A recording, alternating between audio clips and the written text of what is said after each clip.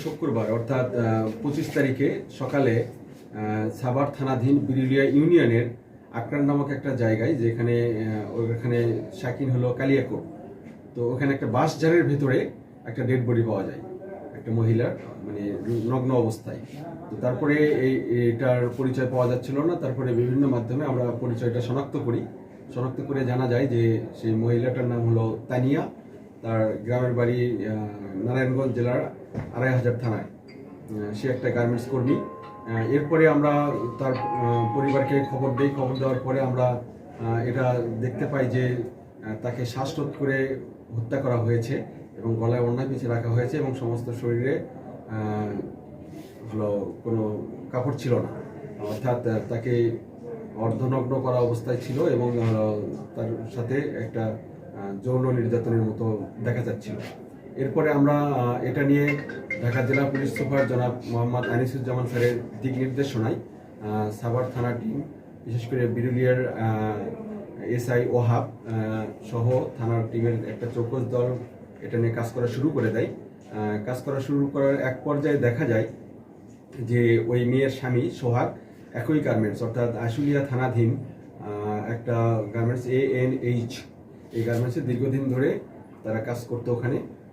তো কাজ করার ফলে তখন আমরা তার স্বামীকে আমরা সন্দেহ করে তাকে মনিটরিংয়ের মধ্যে রাখার পরে গতকাল তাকে আমরা জিজ্ঞাসাবাদের জন্য থানায় নিয়ে আসার পরে তাকে ব্যাপক জিজ্ঞাসাবাদে সে একসময় সম্পূর্ণ এটার সাথে, এই হত্যার সাথে জড়িত থাকার বিষয়ে সে স্বীকার করে।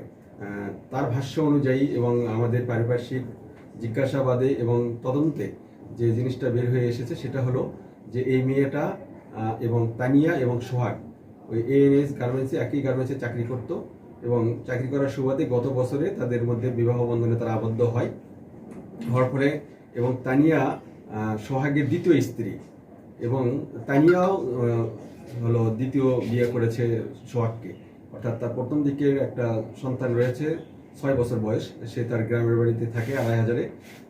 তো এদের মধ্যে যে সম্পর্ক থাকার ফলে এবং বিবাহ আবেদনের ফলে তাদের একটা হলো পেটে বাচ্চা আসে। এই মেয়েটা যাকে মারা হয়েছে তিনি 4 মাসের অন্তঃসত্ত্বা ছিলেন। তো তাকে নির্মমভাবে মেরে ফেলেছে সে এই সোহাগ। এই নৈপথ্যের কারণ যে সেটা হলো তার প্রথম স্ত্রী জেনেছে যে তাকে তুমি আবার বিয়ে করেছো, সেটা বাচ্চা আসছে, এদের মধ্যে একটা দ্বন্দ্ব চলছিল।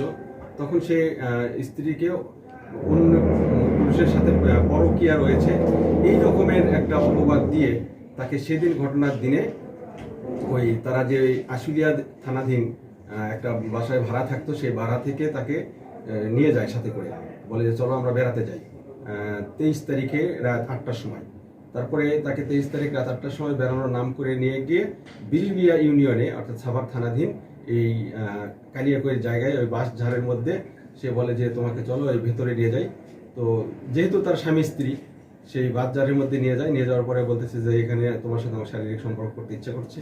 তো তার সাথে শারীরিক সম্পর্ক করে, যে করে হোক শারীরিক সম্পর্ক করার এক পর্যায়ে সে তাকে হলো গলায় চিপে ধরে শ্বাসরোধ করার ফলে মৃত্যু নিশ্চিত করার জন্য ওই তানিয়ার ওড়না দিয়েই তার গলায় পেঁচিয়ে তাকে একেবারে নির্মমভাবে মেরে ফেলার পরে তাকে ওখানে রেখেই সে ওই অর্ধনগ্ন অবস্থায় রেখে সে চলে আসে।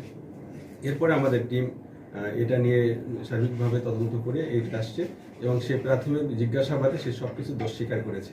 ধন্যবাদ সবাইকে। তার সঙ্গে আর কেউ ছিল কিনা? হ্যাঁ, ধর্ষণের পরে অন্তঃসত্ত্বা স্ত্রীকে নির্মমভাবে খুন করে।